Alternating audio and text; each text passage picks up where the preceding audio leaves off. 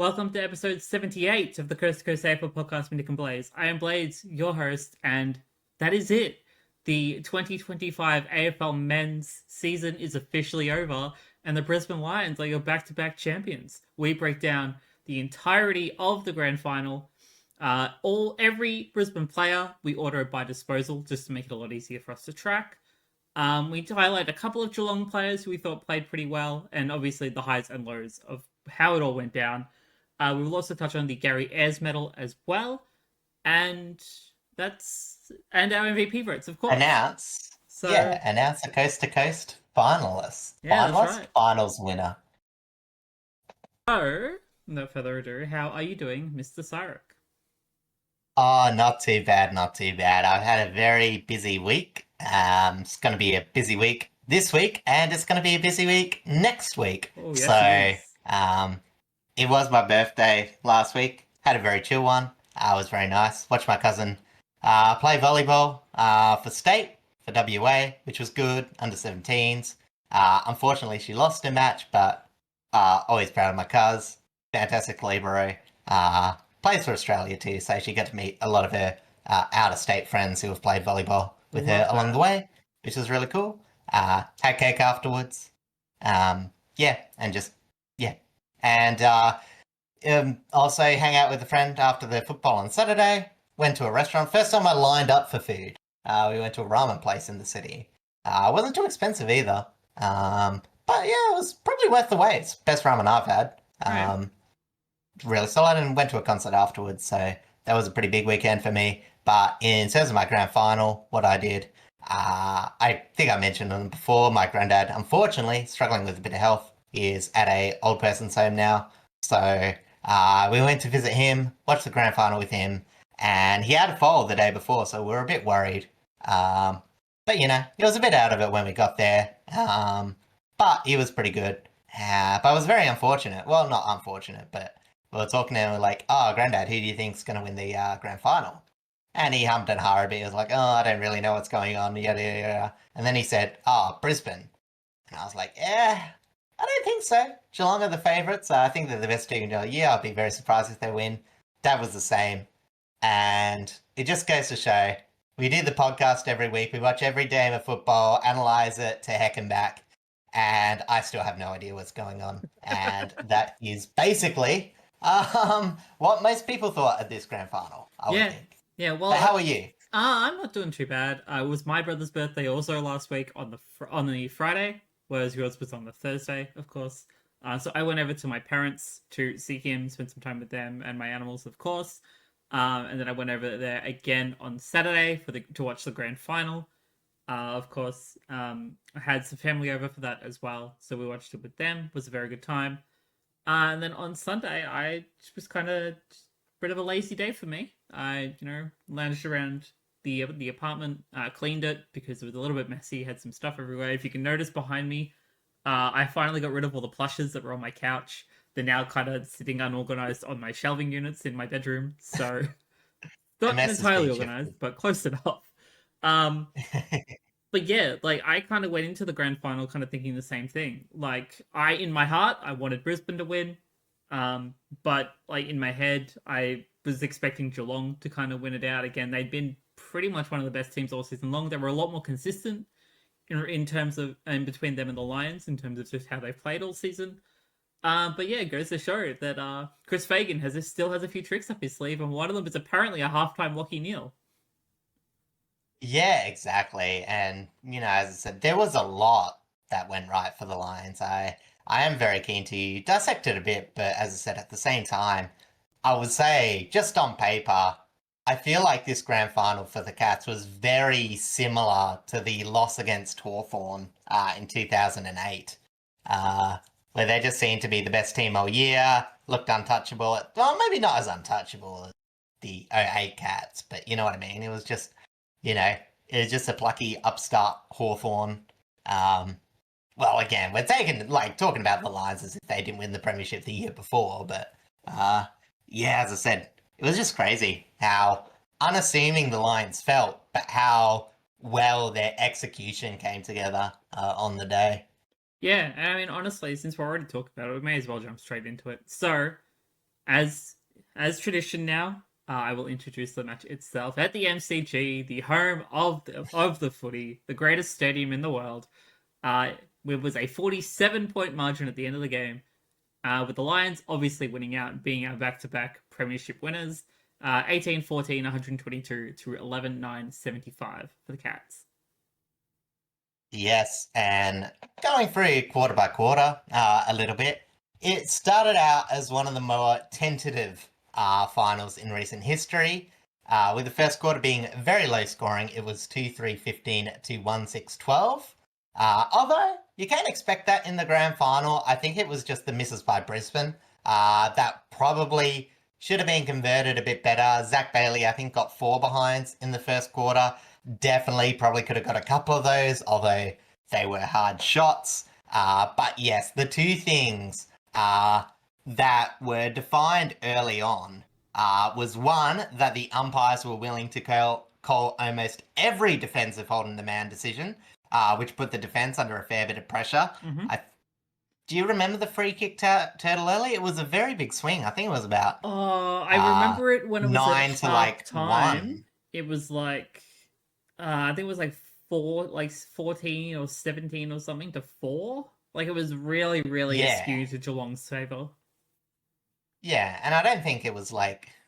It was just weird because they were only calling holding. They were letting a lot of other things go, which is where the Lions were getting a bit screwed over.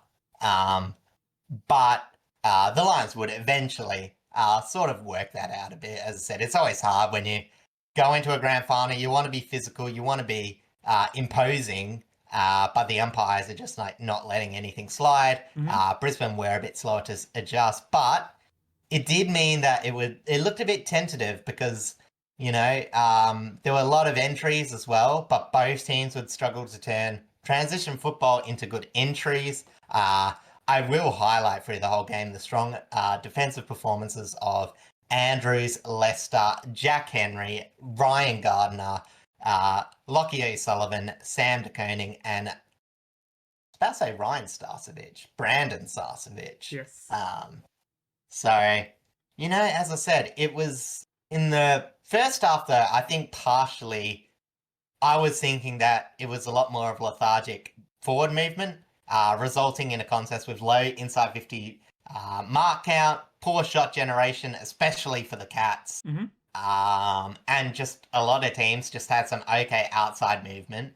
But, it just felt like they're hanging on, especially Brisbane early on. Like after their early period of dominance, it felt like they were just hanging on against the Cats.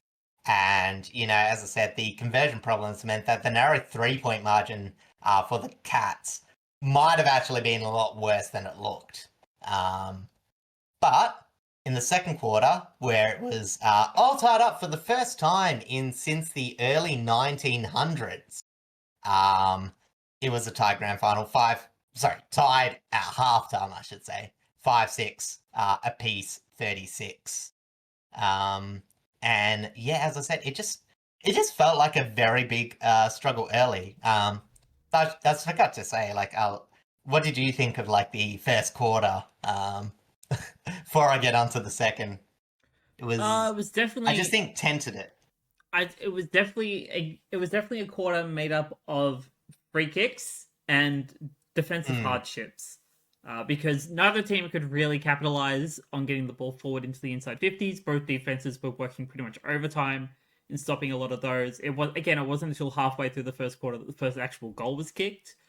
So a lot of that came down to the defensive work from both Brisbane's backline and Geelong's backline.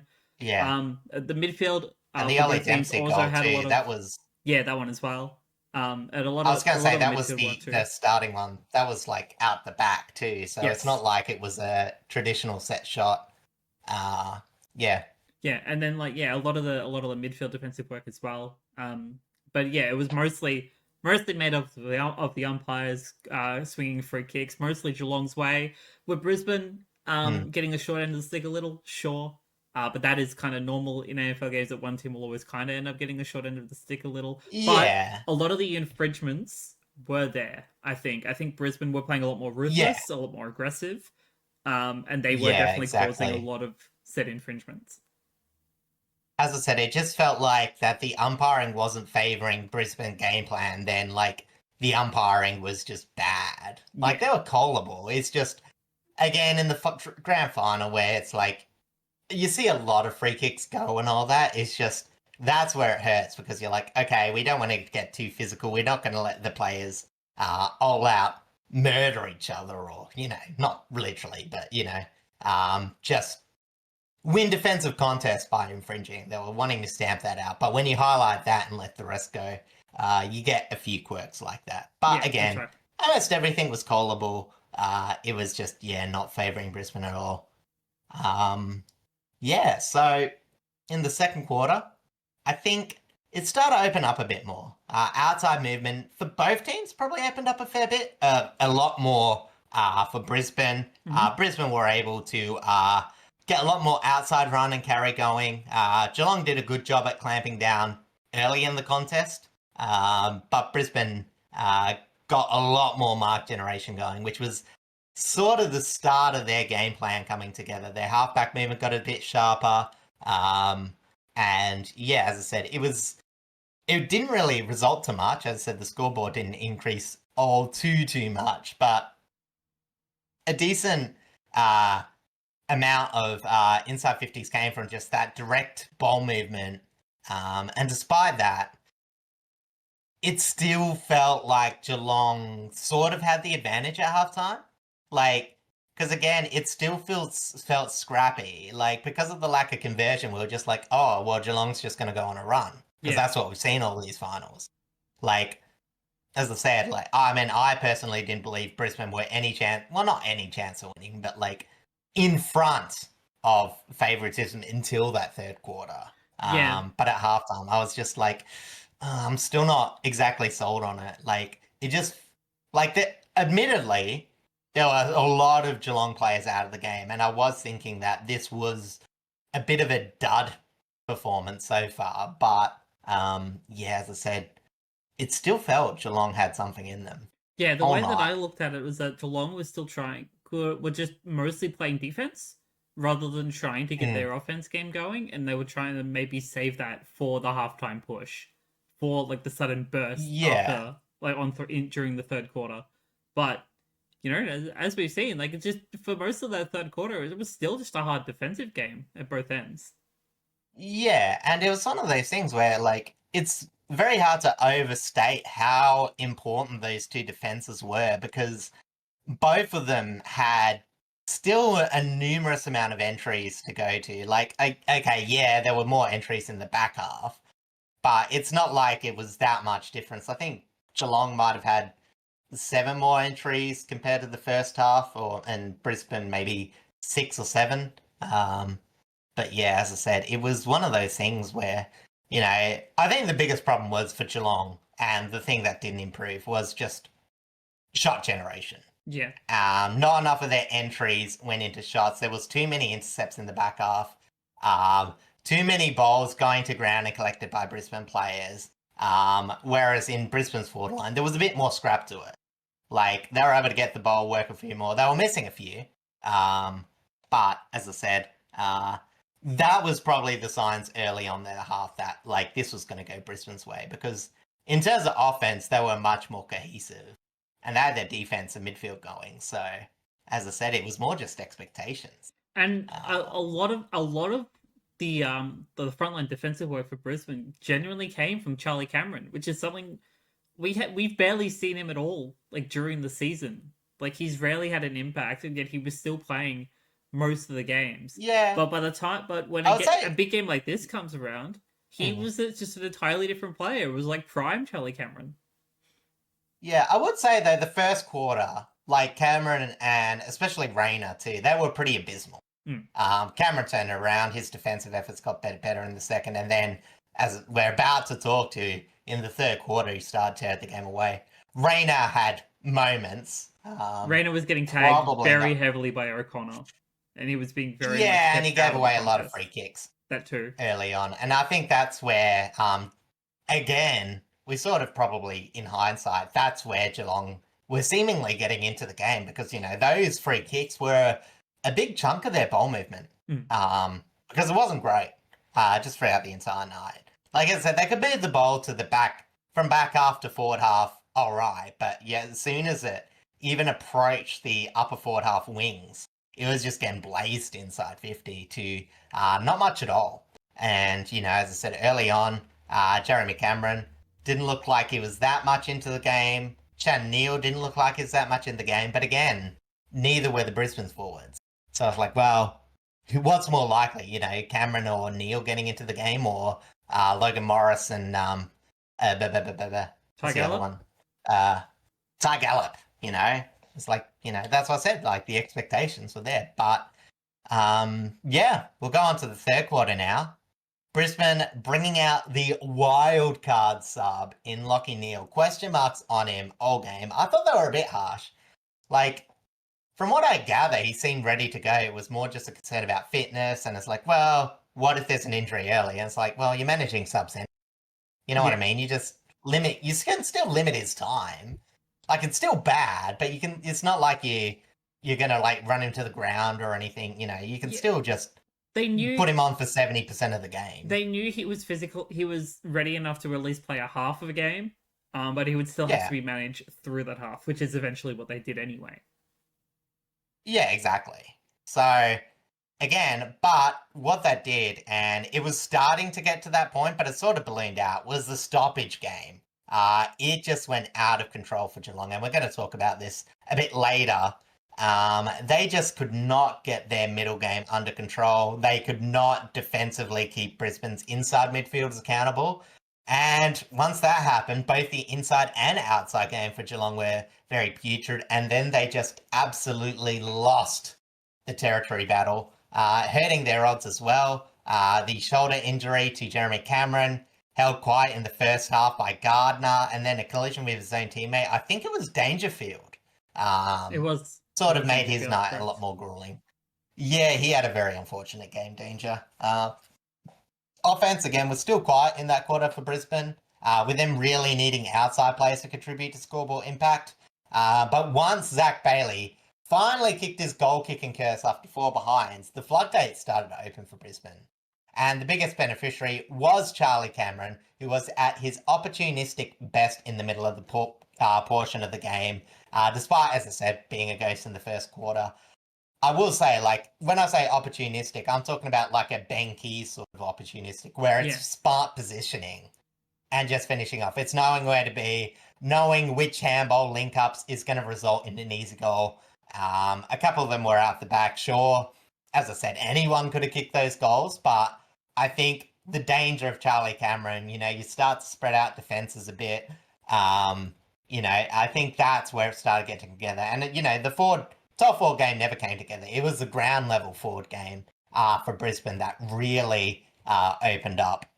And obviously, the other half of the game, the other thing that kept on going well, which already was going well, but I think sort of lifted a bit, was the back half. I think Zorko and Fletcher just found more targets, piercing through half back, opening up a lot of quick movement, which got the normally composed defence a bit rattled.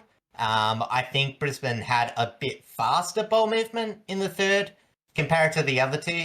It's a bit hard to tell without, champion data stats, but it did feel that way. Yeah. And then by the end of the quarter, Charlie Cameron had 3 and Brisbane had an okay lead. And I actually thought, you know what? Brisbane are going to get this done. Geelong just don't look capable of scoring. It just looked like they won't put a line through them. It just looked like they kind of stopped, but like it was still only it was only 3/4 time. They still had a chance to kind of restart themselves and get back into that fight. But that fight never came until 5 minutes before the end of the game. Yeah, because it's not like there was that many Geelong players like not trying. They were a lot having a bad game, mind you. But, even their quality players, and this is where I might disagree with a lot of the post-match commentators who are like, Max Holmes had a really good game in a bad loss. Bailey Smith did really well. But I reckon those two were responsible for a fair chunk of the turnovers that just went to Harris Andrews and all that. Like, I can tell you now, Max Holmes had 9 turnovers, 5 clangers. I think Bailey Smith, 7 turnovers, 5 clangers. Kicking efficiency reasonably bad. That sounds about right. And as I said, you can't just go, oh, there was a collapse of midfield to forward connection, and then just like say, oh, all of Geelong's midfield performed up to snuff. For me, I think there was only a few players that would have played. I think two that would have played above expectations, and that would have been what's his name on the wing? I was about to say Sean Dempsey. Ollie Dempsey? What's his name? Oliver Dempsey. Yes. Yeah. And I think Jack Bowes as well. I know like Atkins had a reasonable game, but I think his was about par, I would say. Yeah, that's fair. And as I said, Bowes actually had a fair few good moments. He was a bit cleaner as well sometimes, which I don't always attribute with Bowes. So yeah, that was good to see. But yeah, anything outside of that, I wouldn't have said anywhere near their line. And I think the junk time scoring at the end sort of helped them boost it. It's like, sure, Max Holmes got like 70 meters gained with a kick. But if it's just going to a defender and you're conceding 150 meters for a goal, you're still losing the territory battle. Well, the reality of it is that like Jeremy Cameron was injured. They kept him on. Yeah. Shannon Neal was being held really, really well by Gardner. He basically had zero impact in the game. And they decided to sub off Reece Stanley when he should have been the one to stay on and shoved forward so Cameron could be subbed off because he was useless with the injury. Yeah, and that's what I want to say, is I was about to mention that too. The last bit where, yeah, as I said, he was subbed off and Starcevic was out too. So there was sort of an avenue. Yeah, Brisbane had one less rotation because they'd used their sub and now had Starcevic on the bench due to concussion.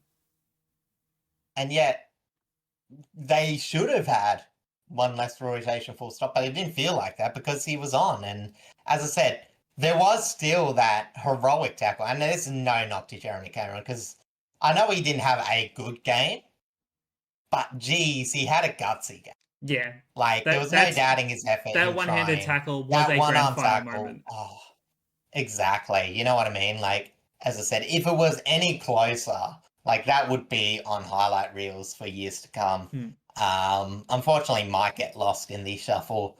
But again, it's just Geelong did not find a way to get marking targets up the ground to try and work their way into attack instead of just blazing it early.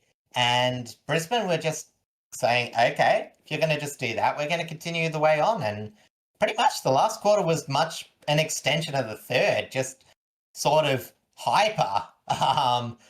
Charlie Cameron getting that first goal from centre bounce, scoring just became really easy.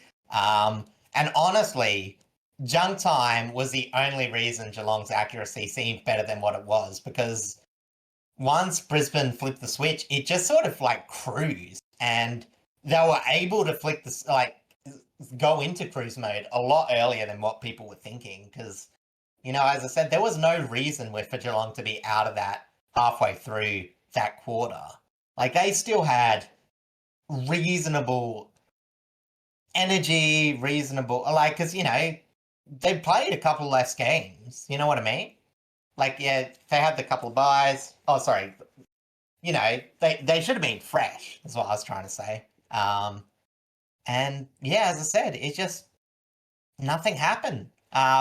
Pretty much it just continued on. The midfielders got a lot more damaging as well for Brisbane. I should have said in the third quarter, Will Ashcroft sort of turned from just getting up possessions to getting a lot more in score involvement. And yeah, as I said, I think also it was just summed up with, I think Brisbane, it was off the back of some great centre work, fantastic outside control, and I think some of the best deep defence we've seen from a team not exactly known for its defensive prowess. Like, every time you sort of underestimate the Brisbane defence, they just put on a monster game. Yeah. And this was their monster game. Sometimes you just have to save the best for last, and it's really what Brisbane did. Like, granted, they did have to come through the semis to be able to get here, so they had a complete run complete consecutive run of games. They had no bye. Yeah. And whilst all of those, the semi and the prelim, they were fantastic games, they were. I don't think they were anywhere near the kind of end of third quarter and complete fourth quarter performance that Brisbane put on in this grand final. It's like Brisbane were just at another level on top of the levels they have already hit in this final series. Yeah. Because, I mean, for various chunks of the year, like, I was flabbergasted that Brisbane just didn't seem like hunting. They just seemed a bit cruisy. They were winning games by narrow margins, and I know often good teams can do that. And we've said this about, I think I even did say it, like, it's a marathon, not a sprint. It is about how you get adjusted. But, that stuff can come back to haunt you. But again, it is sort of goes back to coaching. And I think that's the final thing I want to mention in terms of like the game recap. With all this being said, I think we just got to acknowledge Chris Fagan as a coach, who I think for 2 finals in a row, you would have to say it was a coaching masterclass. Like, I agree, 100%. Yeah, sure, that their forward line didn't quite line up, but that's pretty much the only line in probably 8 lines, ruck, forward, mid, back, that didn't fire. Like, all lines in the last grand final, you would say was tick, tick, tick, tick. This line, as I said, the forward line, probably not what you wanted, but I mean, they still got 100 points, didn't they? I've forgotten the exact margin. So, it was junk time though, but still. And as I said, I think one of the things that I will say, and there's been a bit of comparison, Chris Scott versus Chris Fagan. Who's the better coach? Chris Scott had the better team, yada, yada, yada, this, that, and the other intangible. I think what Chris Fagan has proved is that if you have... I think there's no better coach in a struggle. When things aren't quite going your way, when, you're not quite got your best players on the park, when teams are taking away some of your best avenues, I think there's no better coach you want at the helm than Chris Fagan, because he just has supreme confidence in his own plans. He has absolutely great ability to get the most out of basically replacement players. As I said, Kai Lohmann throughout most of the, last year came up from nowhere, basically. Ty Gallup, great in the preseason, flopped the first couple of games, took a while to get going, and then on the finals, he was quite serviceable. Even now I'm forgetting the other one's name. Sam Marshall? No, I mean, Sam Marshall did okay for a youngster, but he wasn't in it. The other tall. Logan Morris?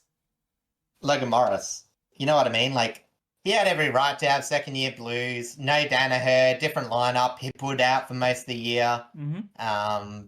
Still peppering. And even, like, I know he only got 1 goal, but he was bringing the ball to ground a bit better, I think, than Gallup. So, yeah, as I said, it was just fantastic to see. And I think we've got to now put Chris Fagan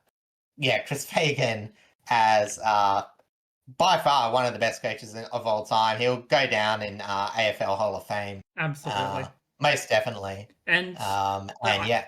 I went into when we recorded the episode last week, episode 77, of course.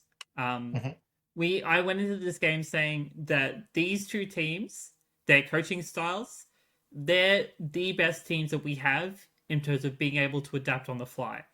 Like, we'd seen that throughout the season, throughout last season. Geelong for a little bit more longevity, just because of how good they've been. But Brisbane more recently, because of how much they've had to rise up through the hole that they were kind of in during the late 2010s. But we've seen in this final series, and the last final series as well, especially, that Chris Fagan can throw the magnets around and still produce the best out of his players, regardless of where they're positioned. And this happened predominantly last year with Danaher and Hipwood, when they pushed further up the ground into the wing. And it happened in this game as well, when you put people like Fletcher a little bit more on the wing rather than deep in defense, when you put Mm. Lohman up the ground a little bit more. He's able to have a little bit more of a running carry presence. And he's able to get the best out of those players, even when they're known to not really those positions aren't their main positions. That's the Yeah, adaptability that he's been so good with this group.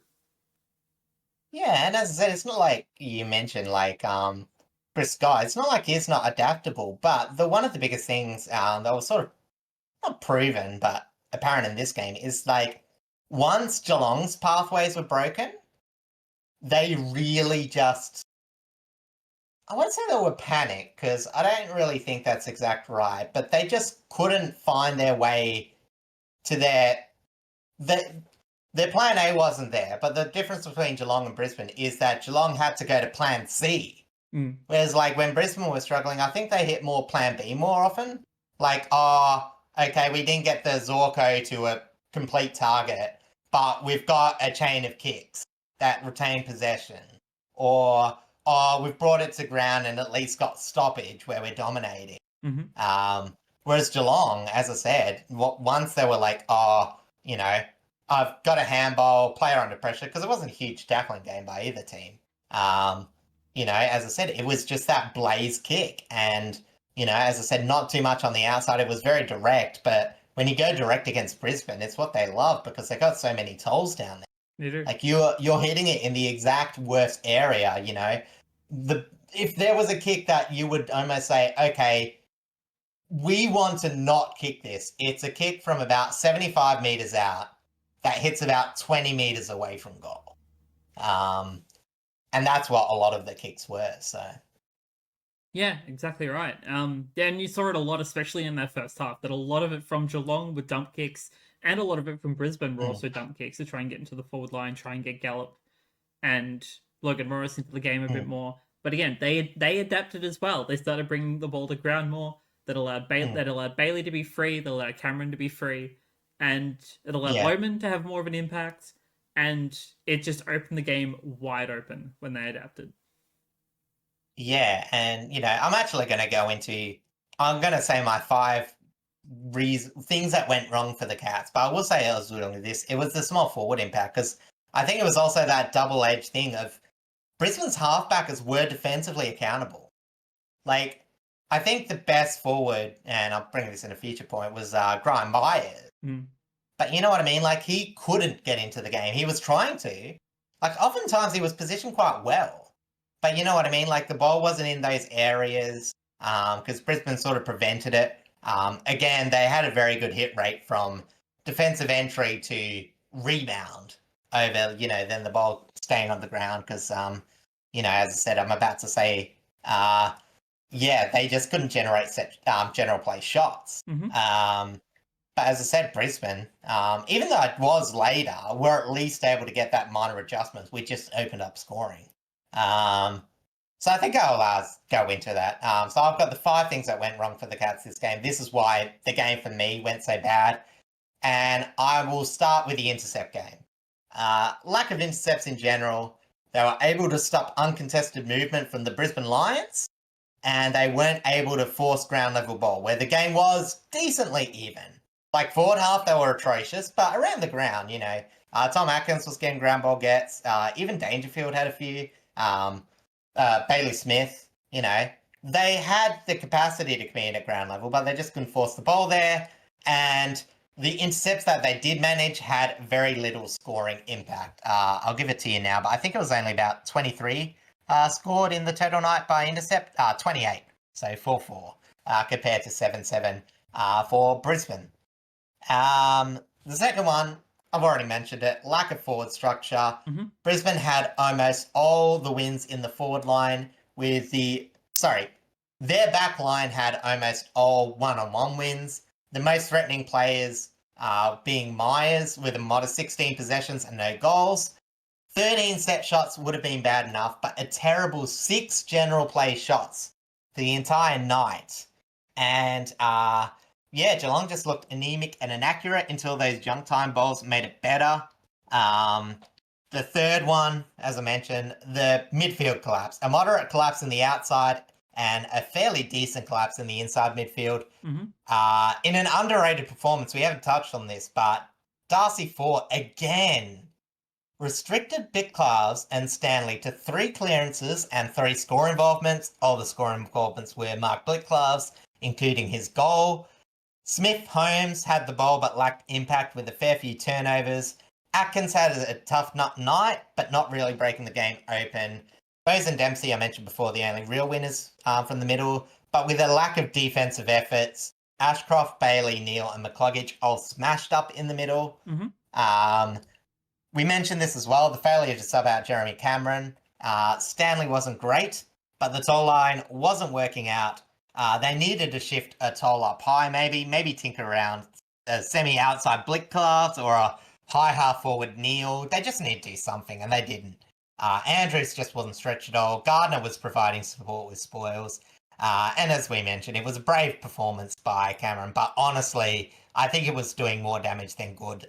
Centralising a game with someone that just couldn't provide an output, not due to his I think him efforts, just being out there and his teammates knowing he was injured probably caused their mindset to not really want to kick towards him, purely because of the fact that they didn't want to hurt him anymore. They didn't want to jeopardize his output even more than it already was. But then you look at the other options that they had up forward, and yeah, Gardner was always in front, always ready to intercept or spoil against Shannon Neal. Ollie Dempsey didn't really get into it at all until that fourth quarter, of course. So their options were very, very limited. And even when Geelong's tools were able to bring it to ground, Brisbane's defense was just too good at being able to prevent their smalls from having an impact. Again, as we had said, the Grind Myers, only one that kind of really did the most up there. Yeah, exactly. And I just want to final talk about that. The Chris Scott comments after the press conference. I know it's been talked to death a bit, but I think that just shows the difference to where this is like one of Chris Scott's biggest weaknesses and one of Chris Fagan's biggest boons is that, Chris Scott, yeah, sure, he doesn't like it, but how long have we been playing with this sub? Like 4 years now? Like, you know what's going to happen. Yeah, I think it's about 4 or 5 years, something like that. You might not like it, but the sub operates the way it has, and you know what you're doing when you're doing sub Cameron out. And as I said, Chris Fagan, on the other hand, used the sub in a way, and yeah, it was maybe a bit risky, but it was like, okay, what's going to set up my team for the advantages? And when you look at Brisbane, it's like why it's not as big a risk as people were saying, because Brisbane have that inside depth. Like their midfield line was humming along, and it's like, oh well, Dunkley's not having the best game, so now they're able to bring Neal in, make that advantage even further, and make sure that sub has an impact. Whereas, and no offense to Jai Clark, but you know what I mean? Like, there's nothing about that substitution of Jai Clark on Stanley. I mean, we can say all day, what Stanley going off, should he have gone off, shouldn't he have gone off? He wasn't having the best game, but like, what did they do to, position Jai Clark to have an impact? They were getting smashed in the middle. Like, they weren't going to put him in the centre bounce out a bit. Yeah. They weren't having their outside game going. So, you know what I mean? It's like, well, you got to know, like, when you bring your subs on, what you need to adjust in your team. And you have a list of players who you may or may not sub off.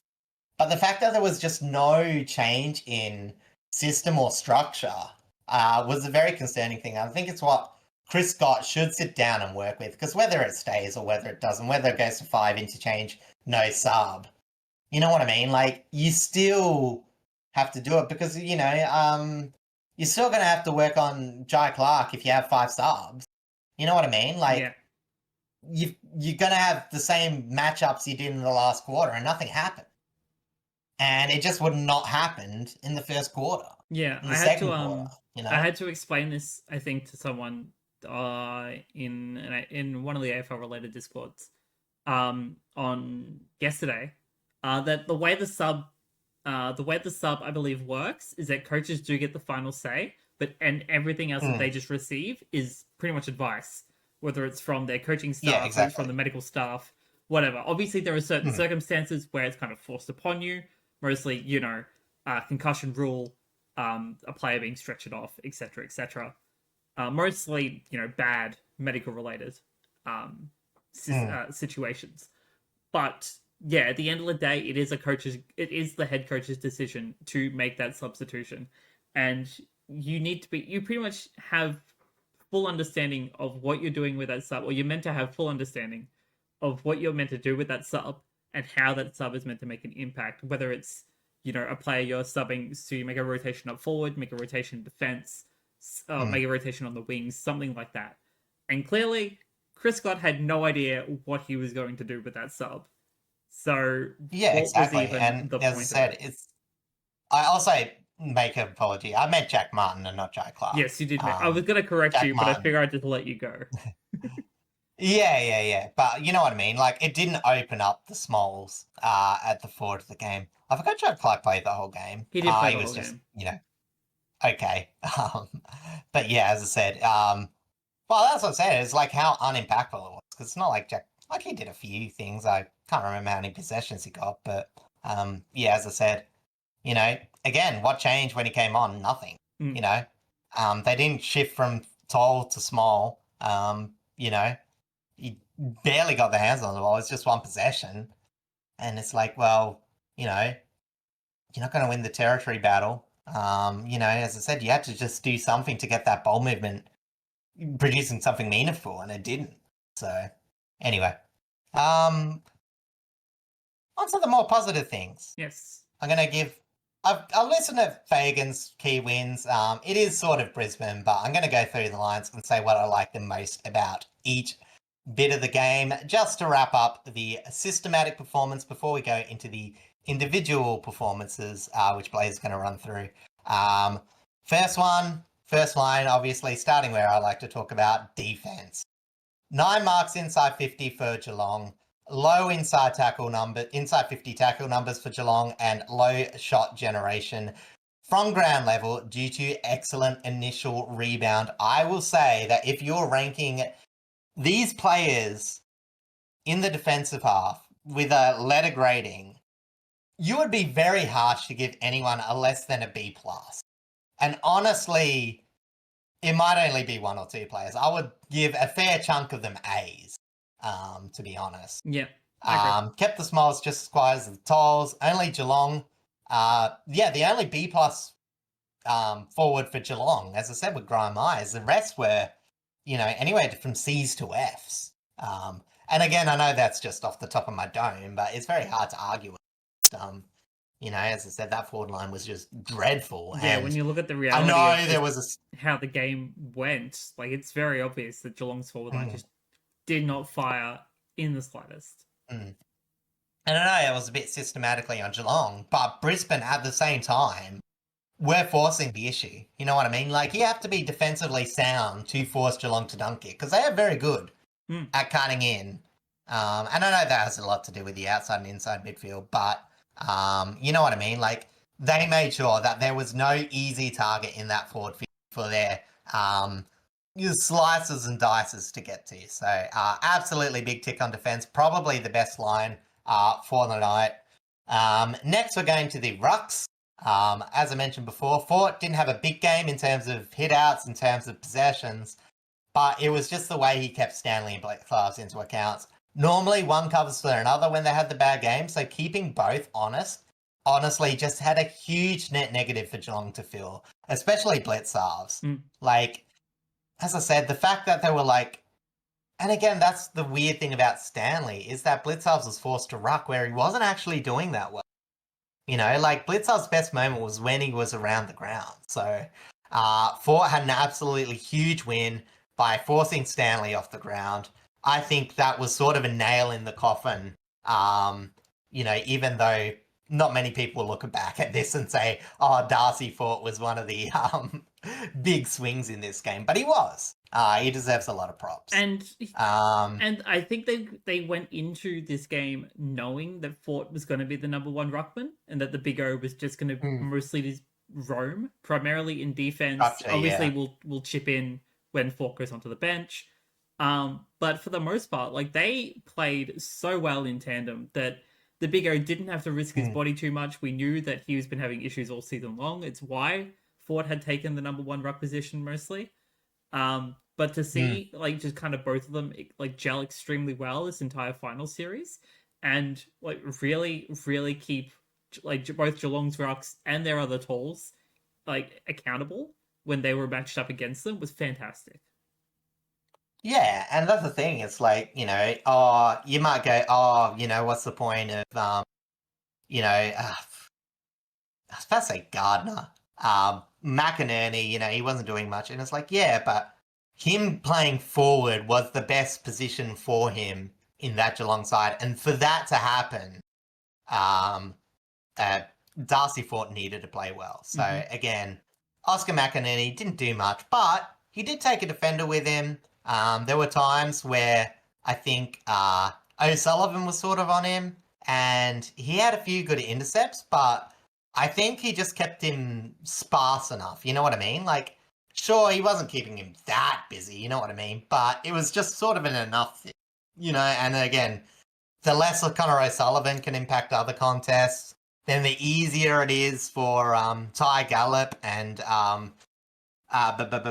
Logan Morris to bring the ball to ground. And again, it's just that flow and effect. And Yeah. that start is Darcy Ford. Yes, Um, absolutely. the inside midfield, absolutely class in the clearances. Midfield wasn't as restricted either way, but Brisbane's used hands to find better kicks.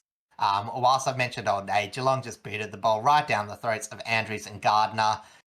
As I said, it was just an okay battle to an absolute class. And as I said, Ashcroft was a big part of that. McCluggage had a few good moments too. I think some of his possessions were a bit junk-timey, but he still chipped in a lot. I believe, like And was Reynard, he probably, was getting held quite a lot during that first half. Which is why there was probably yeah. he probably wasn't as clean as he probably would have liked during that first half contest. But yeah, once the game started to wide open, he played a lot more freely, and they managed to completely break free Mm, of the yeah. tackles and the pressure that Geelong were trying to provide. Yeah, and especially Neil helped that too. Oh yeah, As I said, once he got in, that's all free. And then Dunkley was just sort of the one left out in that inside midfield. Um, Outside midfield, great outside marking in the back line, opening up long direct marking targets.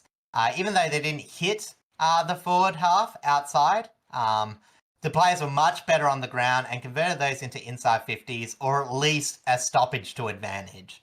As I said, Geelong were just conceding too much territory from entries that were just too easy to rebound.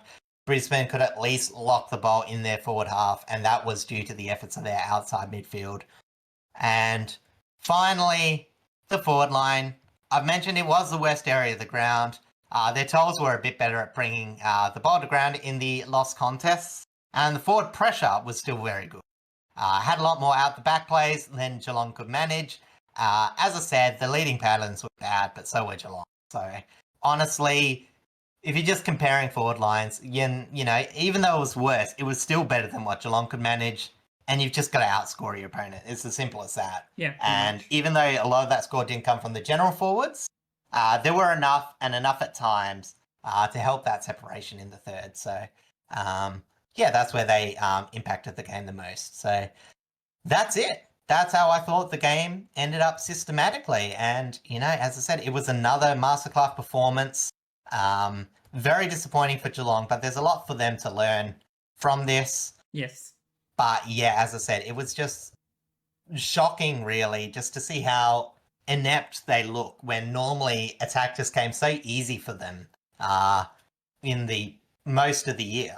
So, I mean, we have talked at length about the fact that Geelong did have a fairly easy second half schedule. But yeah, that doesn't discount the fact that they were one of the better defensive teams, one of the best ball movement teams in the competition. Like they knew how to attack, yeah, and regardless of what team they were up against.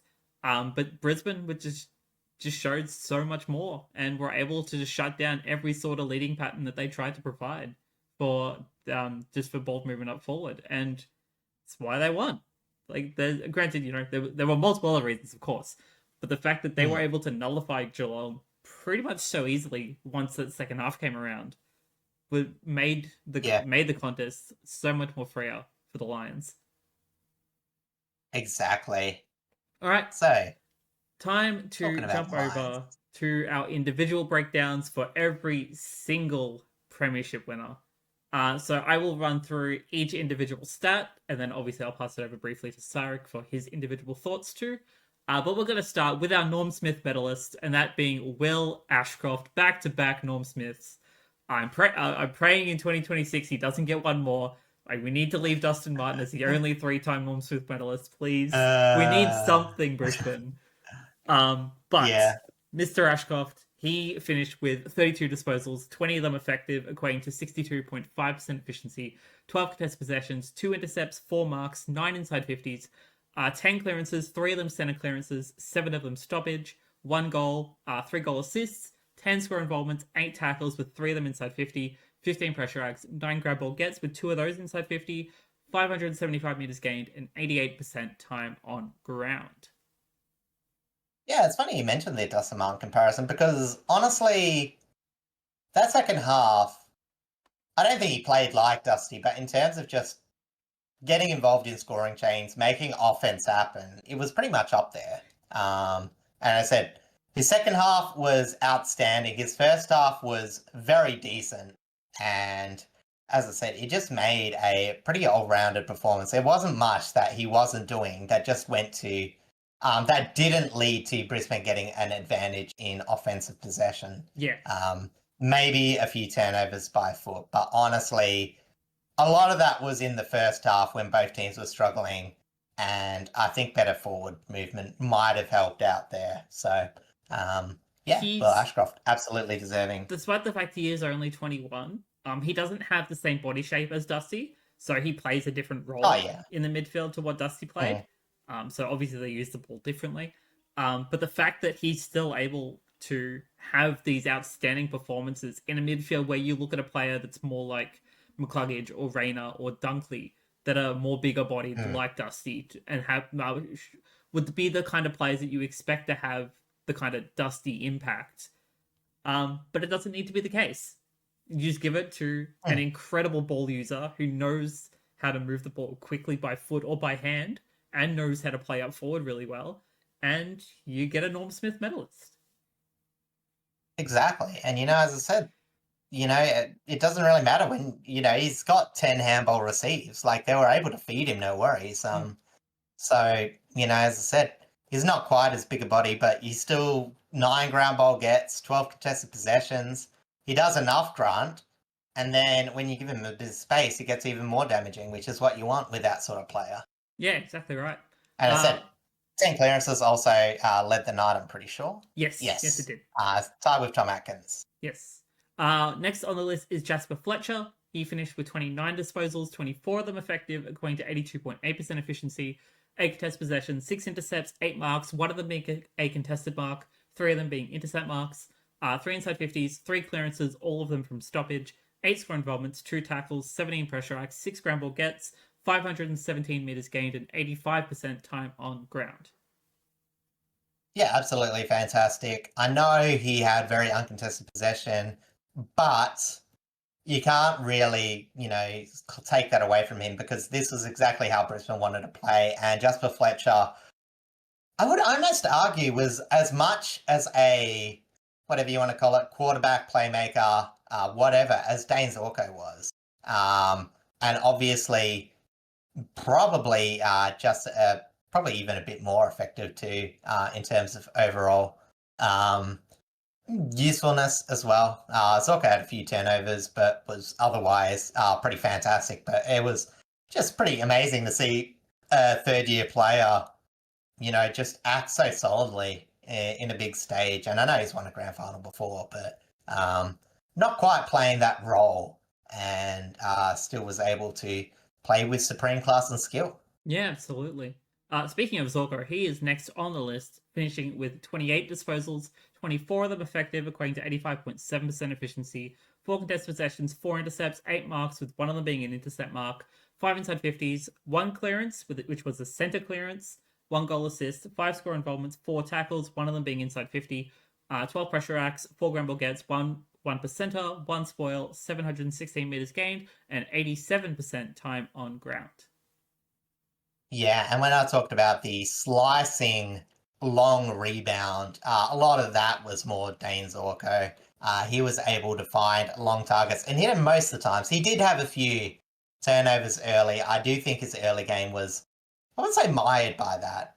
But again, when you look at a lot of Geelong's rebounding and, as I said, where they were a net negative in meters gained, there was no doubt that Dane Zorko was still a really big territory winner. He was very good offense generator, and he was amongst the best players on the ground. Yeah, absolutely.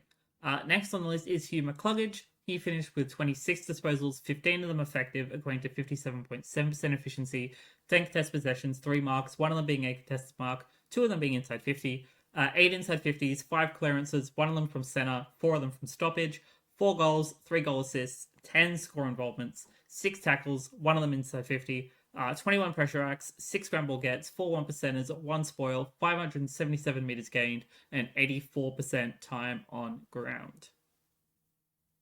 Yeah, I mean, look, honestly, I did mention like a bit of his effort were junk time. Mainly the goals. I think he kicked 3 of the goals in the last quarter. Yeah, that was By a fair memory. few in the last quarter. Yeah, so, but that being said, geez, he was just so good. Like, I know he didn't, I don't think he was the best midfielder of the night, but in terms of importance, he was, the reason that Lachie Neale could play as the interchange. It's very hard to get an usually outside player to just be like, okay, you're inside midfield now. You're going to be a contested ball user when you're so used to being the distributor.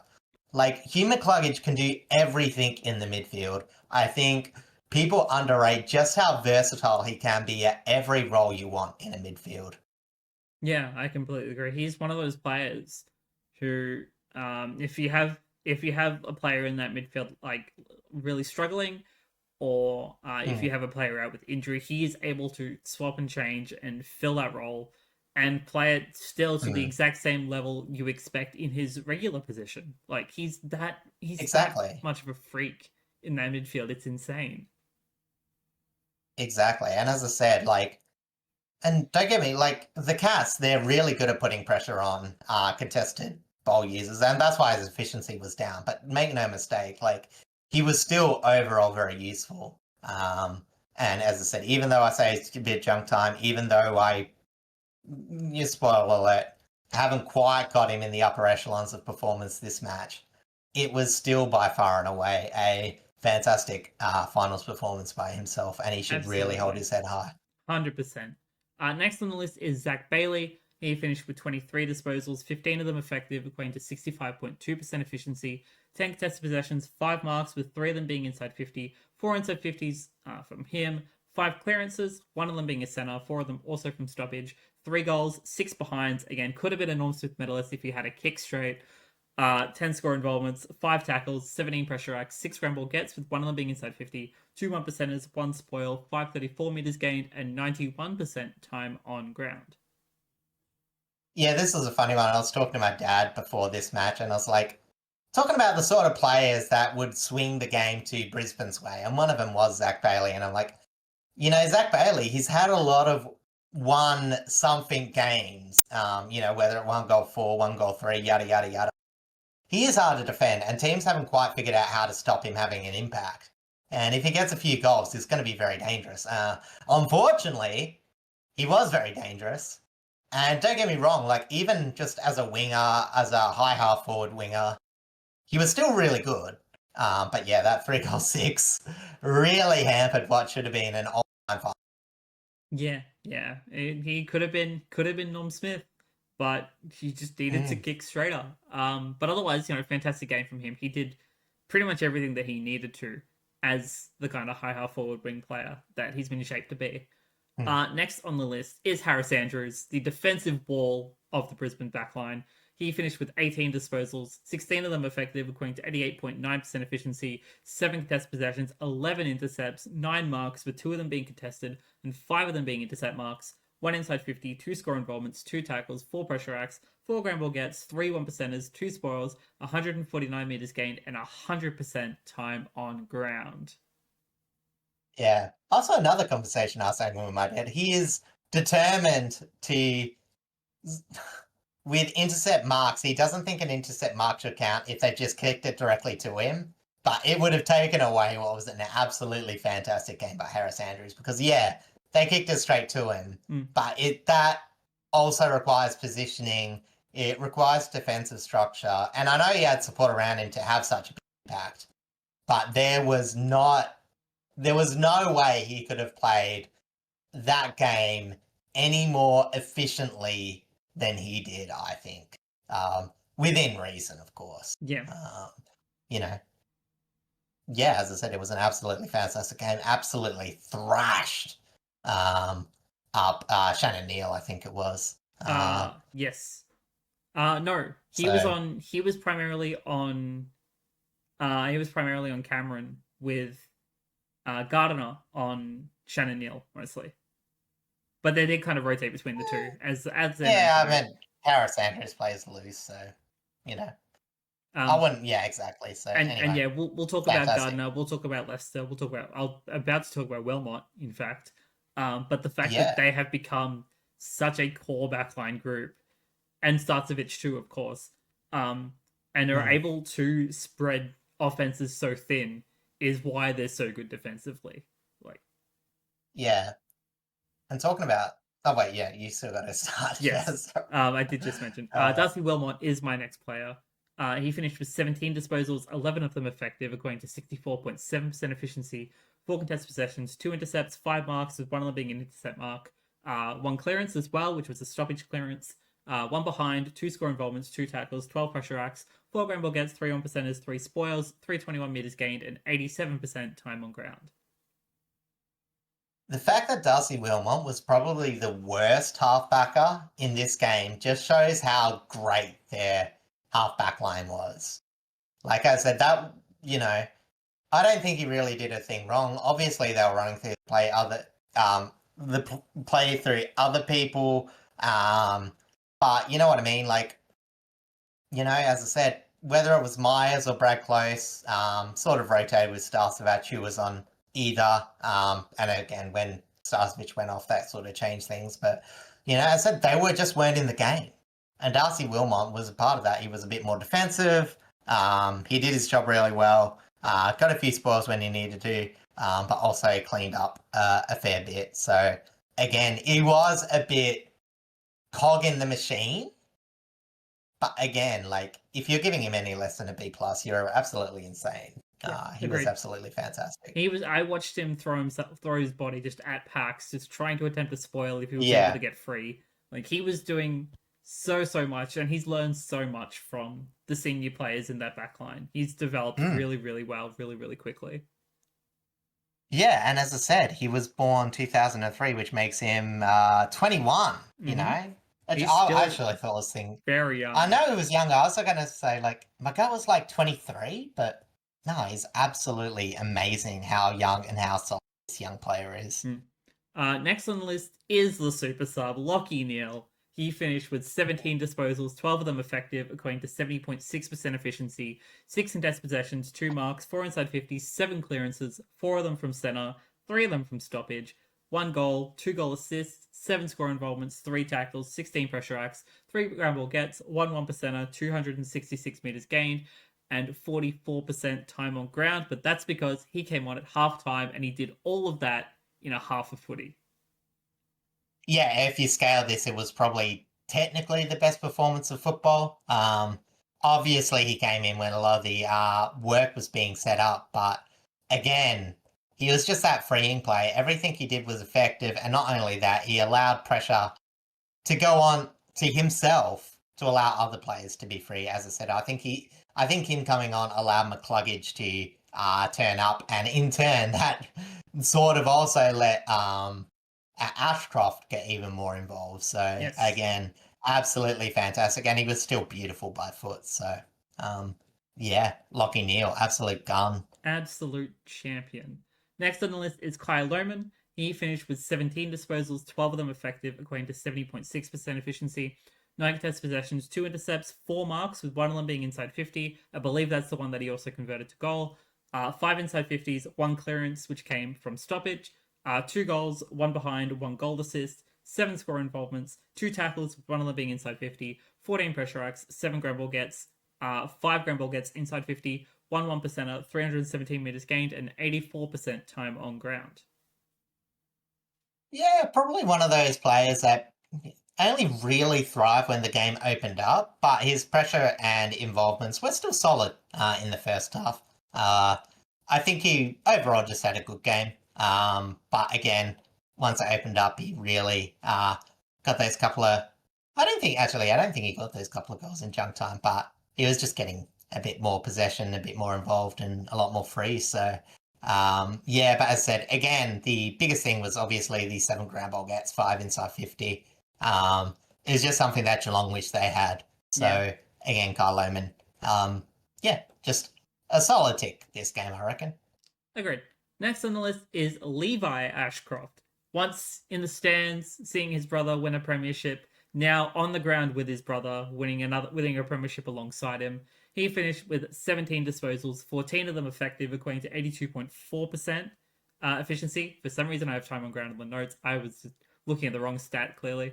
5 contested possessions, 1 intercept, 4 marks, 1 inside 50, 2 clearances, both of them from stoppage, 1 goal, 3 score involvements, 1 tackle, which was inside 50, 9 pressure acts, 4 ground ball gets, with 2 of them inside 50, 318 meters gained, and 70% time on ground.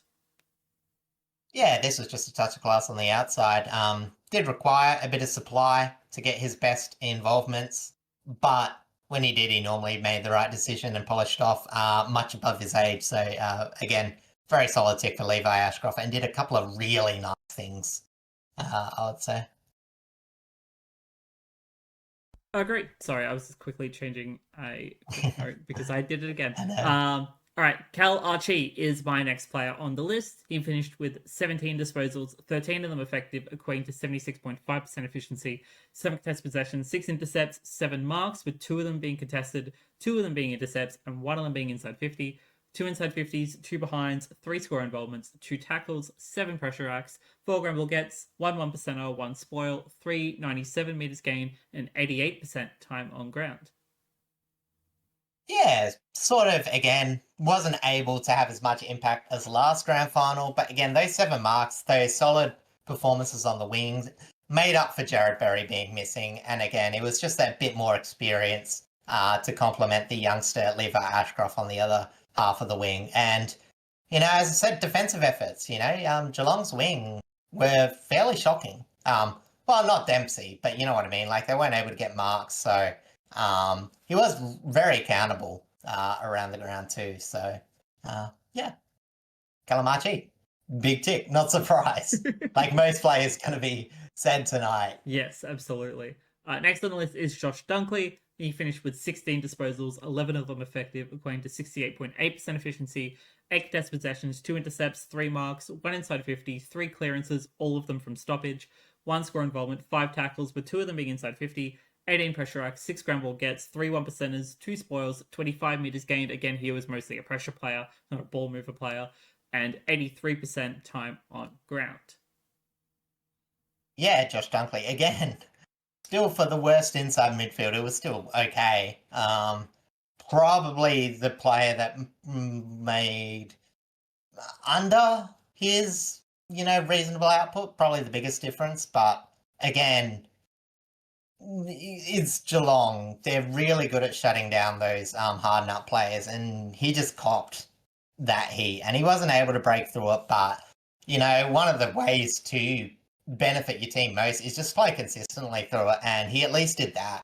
He didn't let it get to him. He didn't give away silly free kicks, and he still got enough involved. And even though most of those were handballs to the outside, he still got him to players that did really good things. So, yeah. Not to on mention, you, Josh Dunkley. He kind of admitted post game that he was playing with a pretty rough ankle injury that he suffered during the prelim. Yeah. So if it wasn't for the fact that medicos were able to get him on par and still get him to play his role, They could have been a big difference maker with him not out there. Yeah, because as I said, that makes a huge swing because again, yeah, we'll talk about young Sam Marshall, but yeah, as I said, they're getting to very thin lines once Josh Dunkley and Lockie Neal out, as you would if you took the two better midfielders out from your side. So Yeah. the fact he was able to play on and still have an impact, we love that. And out of this core team, he is the only 3-time premiership player in the list officially because Mm, of his 2016 yes. miracle win at the Western Bulldogs. Yeah, exactly. So yeah, absolutely. You know, he's not going to be the most commonly thought about three-time premiership player, but he is a very skilled one and deserves those accolades.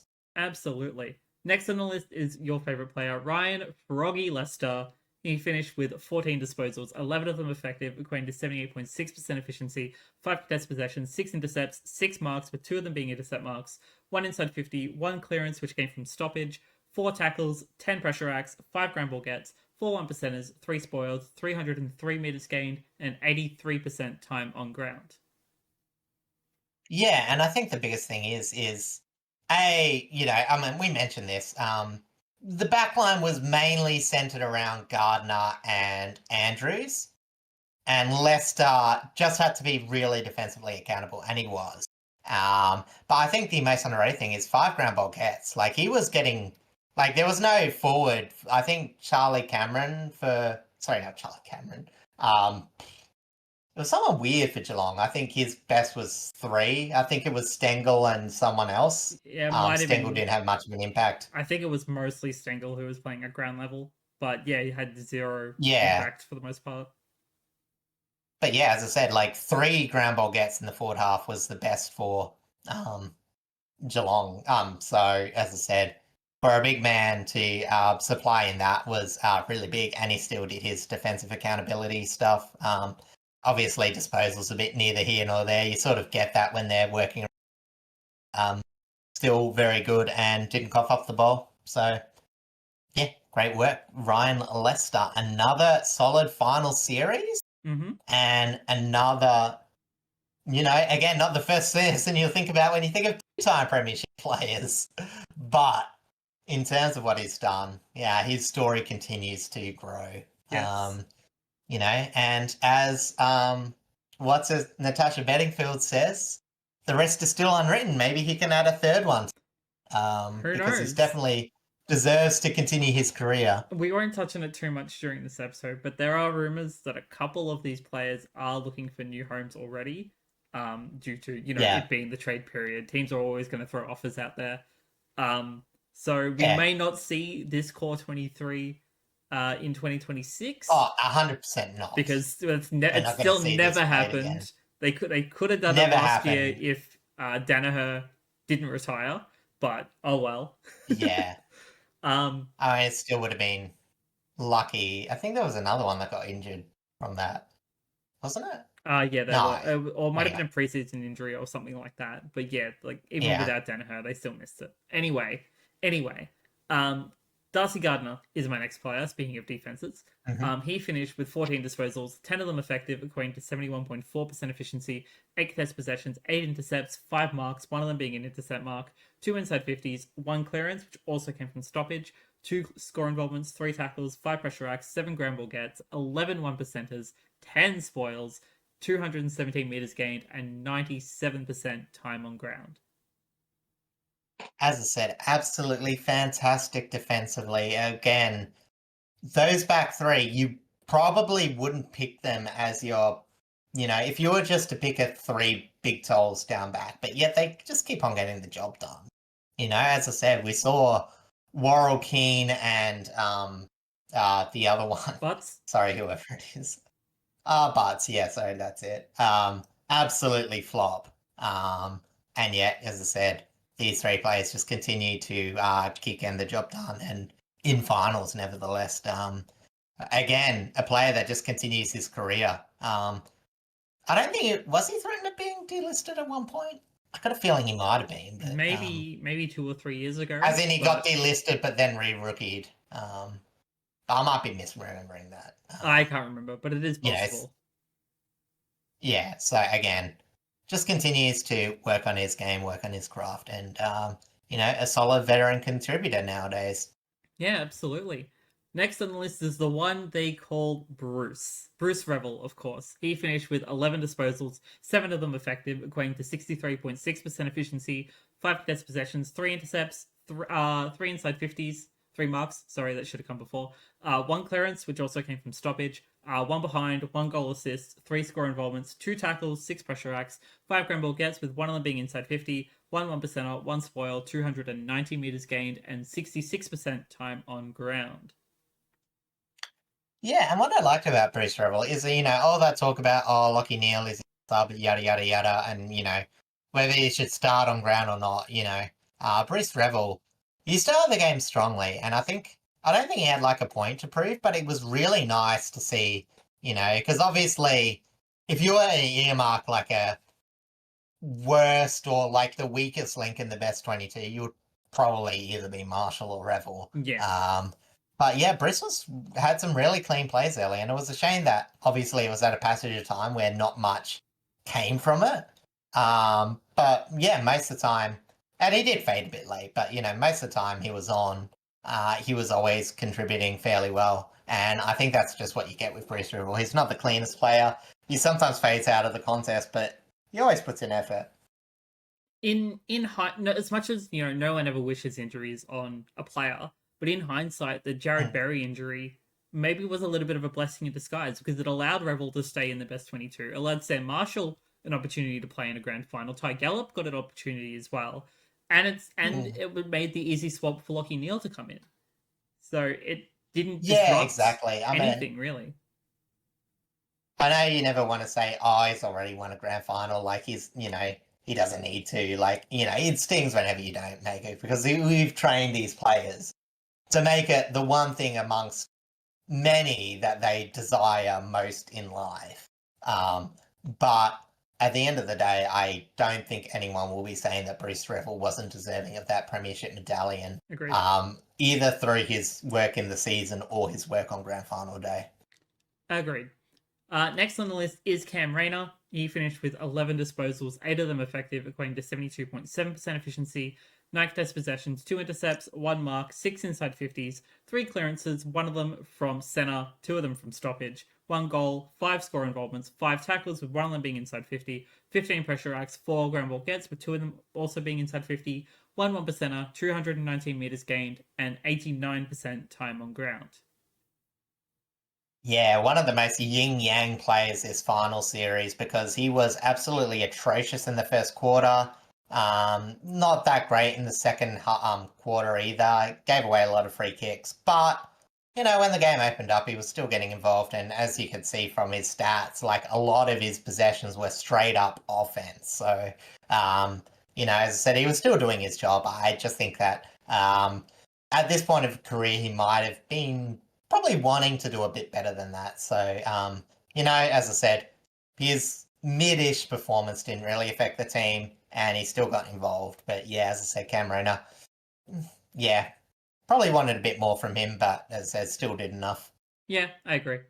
Next on the list is young Ty Gallup. He finished with 10 disposals, 6 of them effective, equating to 60% efficiency, 6 contested possessions, 1 intercept, 1 mark, which was inside 50, 1 inside 50, 4 hitouts, 1 clearance, which was also from stoppage, 1 behind, 1 goal assist, 4 score involvements, 1 tackle, which was also inside 50, 5 pressure acts, 6 scramble gets, with 2 of them being inside 50, 2 1%ers, 1 spoil, 69 meters gained, which is very nice, and 60% time on ground. Yeah, honestly, in a vacuum, not the greatest final performance, but in the terms of we really needed Brisbane's forward to at least provide something. And I know I actually thought that they needed about 5 goals between them to be competitive, but obviously I was wrong because, as I said, Chris Fagan, even if it's not the biggest impact, they still did enough between them to affect the game positively. And Ty Gallup again, again, you would hope that he has better games, probably, hopefully, better grand final performances too. But he still did his job, and he again, one of the reasons, still contributing positively to the team and why Brisbane have a medal around all their necks. Yeah, absolutely. Next on the list is Charlie Cameron. He finished with 10 disposals, 7 of them effective, equating to 70% efficiency, 6 contested possessions, 1 intercept, 4 marks, with 1 of them being contested, and 3 of them being inside 50. 2 inside 50s, 4 goals, 1 behind, 1 goal assist, 7 score involvements, 3 tackles, with 2 of those being inside 50, 11 pressure acts, 4 ground ball gets, all of them being inside 50, 1 1%er, 189 meters gained, and 83% time on ground. Yeah, maybe he did all his work in one period, but by God, that was a good period of It football. was. Again, it was really smart positioning. It was polishing off, and yeah, he wasn't having the same impact as he might have in years past in terms of like just being a small crumbing and possibly marking forward. But this is the reason why you keep someone like Charlie Cameron around because again, he split the game open, and again, it was only a brief period of time, but it elevated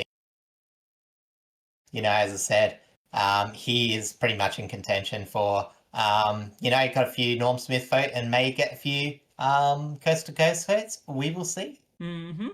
Definitely in the mix. Yes, 100%.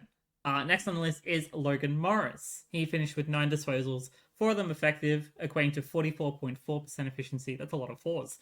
3 contested possessions, 1 intercept, 4 marks, 1 of them being contested, and 2 of them being inside 50. 2 inside 50s, 1 goal, 1 behind, 1 goal assist, 4 score involvements, 4 tackles, with 2 of them being inside 50, 8 pressure acts, 1 ground ball get, which was also inside 50, 170 meters gained, and 85% time on ground. Yeah, honestly, a tiny, maybe not a tiny. It just seems like it was a bit better than his stats suggested. Like he was still good structurally, but just sort of again had one of the best defenders in this final series on him, and just suffered a bit. But again, when you're a young forward, you're tracking the best defender. The worst thing you can do is be absolutely abysmal. But Logan Morris was still contributing and he had a tough assignment. So as I said, I give this a pass. Again, as he gets stronger, he might actually win a contest like this. But for the moment, did what he needed to get in. Yeah, absolutely. Next on the list is Darcy Ford. He finished with 9 disposals, 5 of them effective, equating to 55.6% efficiency, 9 contested possessions, 2 intercepts, 1 mark, which was a contested mark, 1 inside 50, 45 hitouts with 9 of them to advantage, 5 clearances, 4 of them from the center, 1 of them from stoppage, 1 goal assist, 5 score involvements, 7 tackles, 12 pressure acts, 5 goal assists with 1 of the 5 goal assists, 5 grapple gets. Yeah, I think it's actually meant to be. Yeah. With 1 of them being inside 50. I don't know why I wrote goal assist there on the notes. That's again probably looking at the wrong stat. He 3 had 1 one percenters. goal assist. Yeah, I do have that written down. I just wrote it twice for some reason. It's Oh, fine. right. That was before. Sorry. 3 1 percenters, 1 spoil, 142 meters gained, and 82% time on ground. Yeah, I won't spend too much time because we already had a bit of talk about him. But again, Oscar McInerney undercooked, and Darcy Ford just took a lot of the load. Absolutely fantastic. Kept the other ruckman very accountable, and again, in the absence of just being a really big, mature. I'm sorry, not in the absence of, but as I said, he's not the most dominant ruckman, but he used his maturity and size to advantage. And again, just another example of doing what you needed to do to set yourself and your team up for a win. Yeah, absolutely. He did a phenomenal job out there, as we've already discussed. Next on the list is the Big O himself, Oscar McInerney. He finished with 8 disposals, 5 of them effective, according to 62.5% efficiency, 7 contested possessions, 1 intercept, 2 marks, 1 of them being a contested mark, 4 inside 50s, 15 clearances. No, sorry, 15 hitouts. That's my mistake. Again, looking at the wrong stats. 15 hitouts, with 3 of them to advantage, 2 contested, 2 clearances. There we go. I'm on track now, I promise. 2 clearances, both of them from stoppage. For some reason, I have that written down twice. Anyway, 3 score involvement. I clearly was tired when I wrote these. 3 score involvements, 2 tackles, both of them inside 50, 3 pressure acts, 2 ground ball gets, 2 1%ers, 2 spoils, 254 meters gained, and 65% time on ground. Yeah, well, as I said, he didn't exactly have the best game, but in terms of, again, just doing what they need to do, support the younger key forwards. He just did that. Was it one of the better performances on the ground? No. But again, it's just you still can't fault his effort. And again, it's still very brave because, as I said, you know, it would be very easy to drop him, and it would be very easy for him to have had a bad game, and sorry, not had a bad game, but you know what I mean. Like, it'd be very easy for a player like that to sort of drift extremely out of the contest, because it's like you're going to want nerves, you want to prove that you're up into the final squad, but your body's not quite right. But yeah, as I said, he was just able to do enough, and to old bugger, he probably needs a month's sleep. But yeah, as I said, Oscar McInerney. Again, you see the grand final pictures with him holding the cup, and yeah, it was worth playing him. He's the feel good story out of this. Yeah, exactly. And I think, as I said, he wasn't played out of charity. Fagan knew what was required for Oscar McInerney to work in that team, but I'm very glad that team had Oscar McInerney to work with. Absolutely. And then the last two players were obviously Brandon Starcevich and Sam Marshall. Starcevich coming off in the third quarter due to a head knock, and Sam Marshall being subbed out at halftime for Lachie Neale. But Starcevich finished with 4 disposals, 3 of them effective, equating to 75% efficiency, 3 marks, 1 tackle, 9 pressure acts, 1 1%er, 1 spoil, 46 meters gained, and 47% time on ground. And Sam Marshall finishing with 4 disposals, 2 of them effective, equating to 50% efficiency, 1 contested possession, 1 mark, 1 inside 50, 2 tackles, 7 pressure acts, 56 meters gained, and 36% time on ground. Yeah, and I think one of the things with Starcevich is he really set the tone in terms of like nullifying Geelong's best players, because he was running with Dangerfield for a lot of the time forward line. And yeah, Dangerfield just, again, from one of the best performances in a prelim to an absolutely middle of the pack, if not very below average day. So Starcevich still had a lot of impact. He'll enjoy the medal around his neck in maybe his last game for Brisbane. And Sam Marshall, sub, young player, only playing really probably because of injury, but, as I said, did a few things. But that's all that can really be said about that.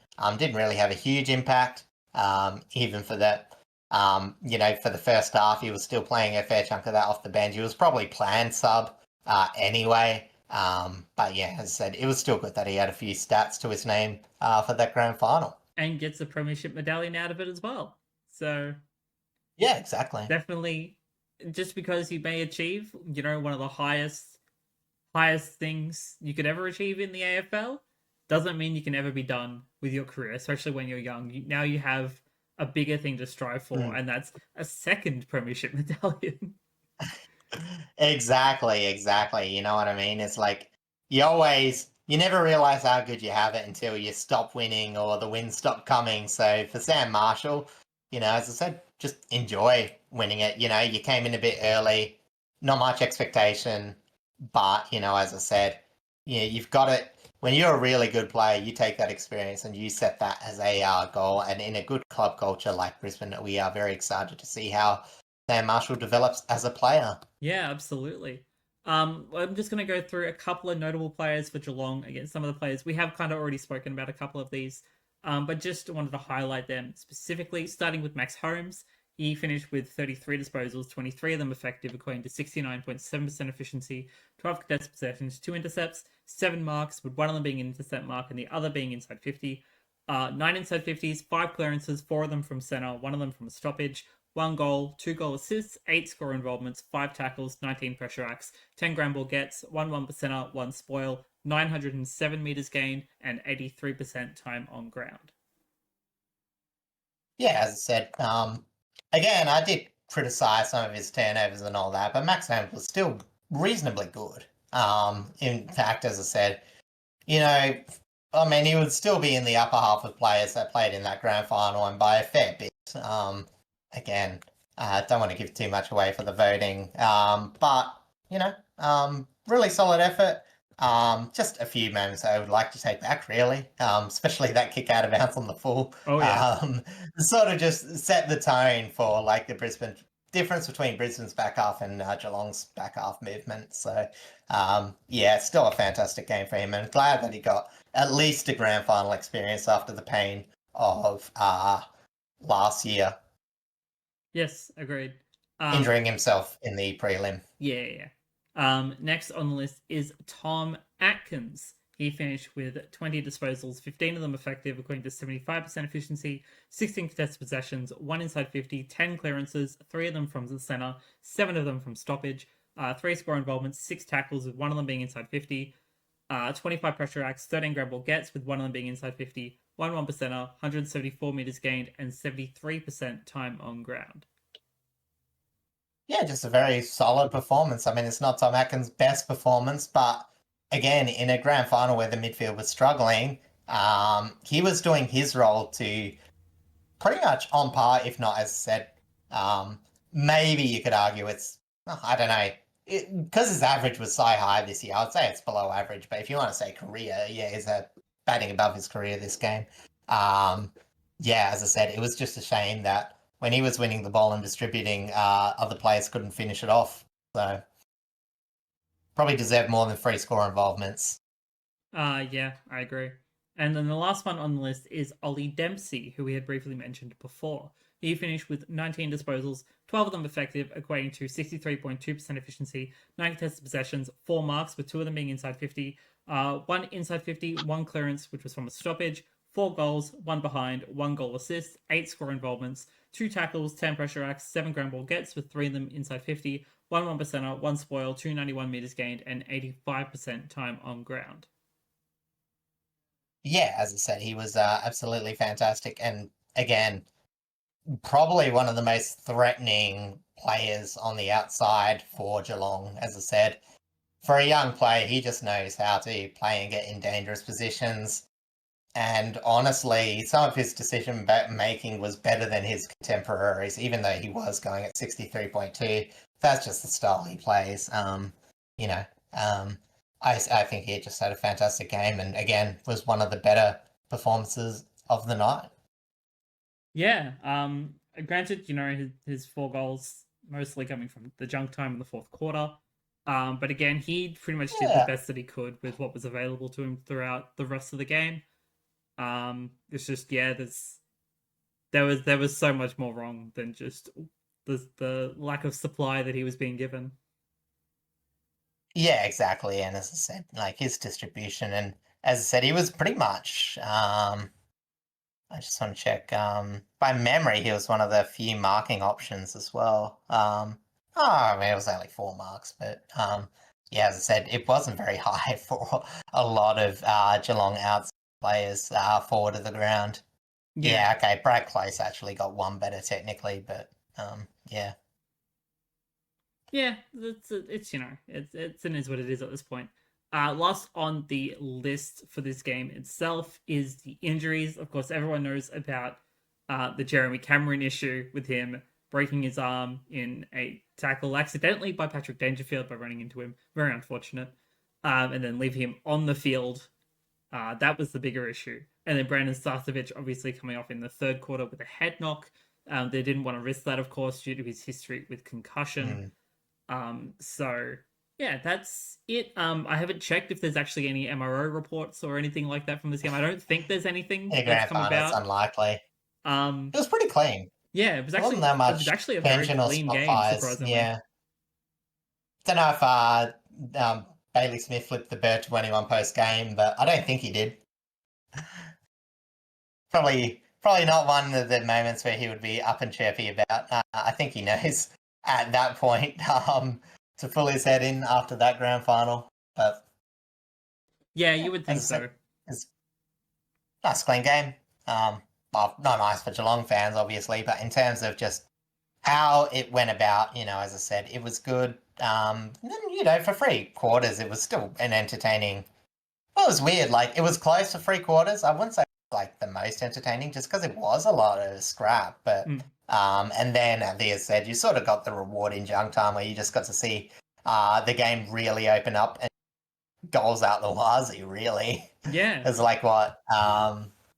9 goals for Brisbane and 5 goals for Geelong in that last quarter. You know, And it was good just to unwind. and it was Brisbane fans 11 would have goals liked it. to 1 at one point.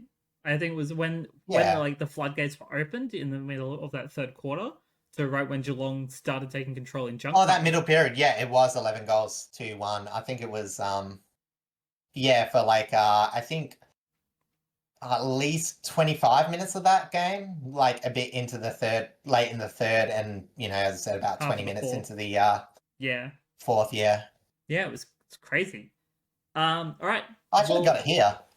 Oh yeah, go on. From the 23-minute mark of the third term to the 26th-minute mark of the final quarter, Brisbane generated 21 inside 50s to the Cats 7, scoring 11-4 to 1-1, which was 70-7. That is crazy work. Yes. But all right. That leaves that game done and dusted. All that's left to do now is award our MVP votes for the Coast to Coast MVP award, and I will let you start us off. Yes, so my 5 votes are going to Will Ashcroft. We've talked about all these players, so I won't go into too much game, but again, for me, it was just that class and getting involved in score involvements. In that third quarter, I think even though there was a lot of players that opened up, I think Ashcroft was just that pin between them connecting a lot of those plays. The next best, and I will say these 2 players to me were by far the best on ground. Like there is a bit of a gap between the next, and that is Harris Andrews, of course. He was absolutely fantastic in that back line. He was an absolute general, and as I said, his positioning, his interception, but also even one defensive accountability was absolutely solid. 3 votes for me goes for Zach Bailey. I know he scored a lot of behinds, but he absolutely was so threatening and was a part of the much better forward half movement for the Brisbane Lions, and still deserves credit for what was a great grand final, even though he only really got goals in junk time. 2, Jasper Fletcher, again, very uncontested. But as I said, he was just able to use that uncontested ball to generate really good ball chain movement. Very, very limited in his turnovers. Hardly missed a target all night. As I said, just one of the best players in probably one of the best lines for Brisbane. And one, I actually gave it to a Geelong player, and maybe it's a bit controversial, but I gave it to Jack Henry, because I thought, honestly, if it wasn't for Jack Henry, I don't think Geelong would have even come close to being in this contest by halftime, because as I said, that defensive pressure that was mainly generated by him just kept Brisbane from scoring. It kept things hard for them, and it kept him in the a good chunk of the game. And I think he was the only reason that this game was exciting at all. There was a lot of one. I don't think that there's this, I won't go through them. I'll wait till you're finished. But I think there was about 4 players I considered for 1 vote. But, as I said, I don't know why. I'm not normally the one to give like the 1 vote to the opposition player in a flogging, but I do legitimately Jack Henry. Probably had one of the most underrated games in a pretty bad performance. Yeah, I don't disagree. The fact that like if it wasn't for him, and maybe like 1 or 2 other players, like the game wouldn't have been as close as it was up until the breakthrough that Brisbane had in the third.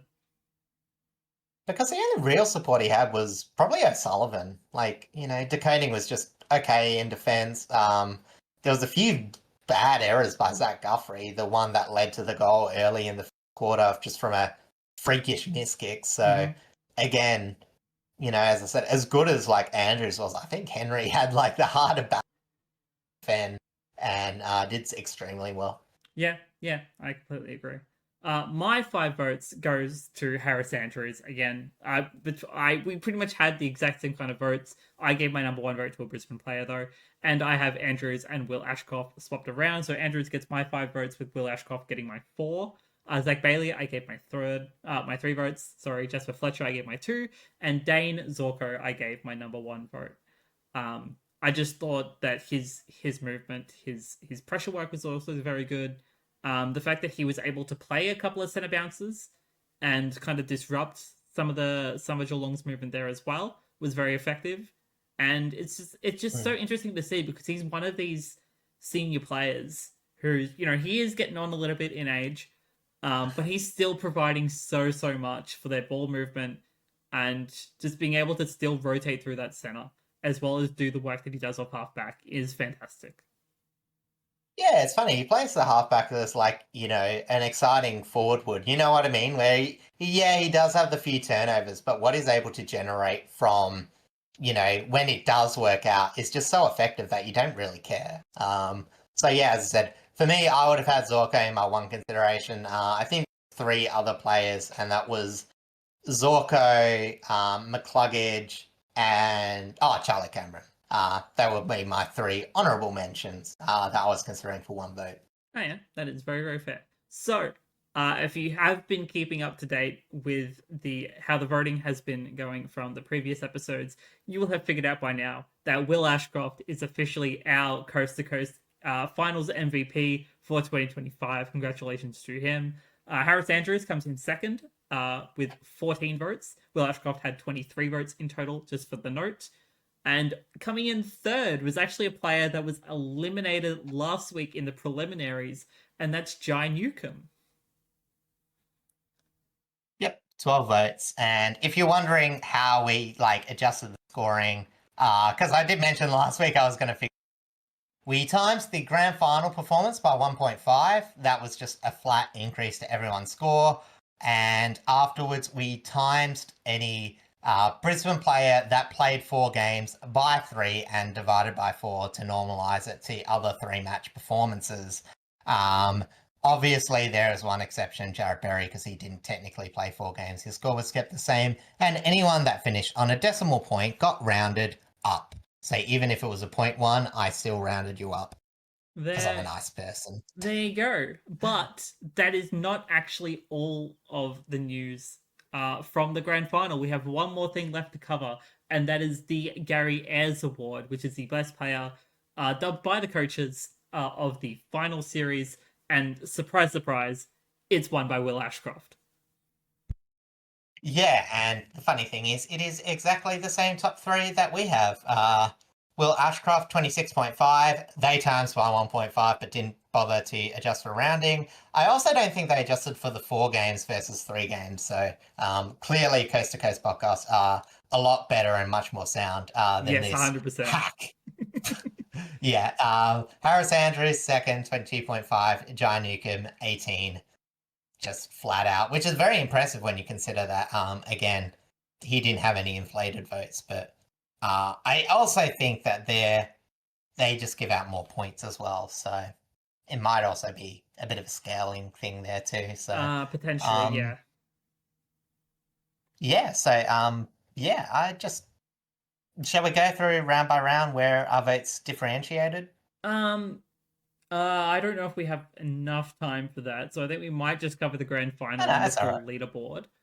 So just for notes for this game itself, they did the votes by Will Ashcroft with 13.5, Harris Andrews with 10.5, Zach Bailey with 7.5, Jasper Fletcher with 4.5, Hugh McCluggage with 4.5, Darcy Gardner with 3, and Charlie Cameron with 1.5, which definitely tells us that they definitely scale their votes differently to how we do it.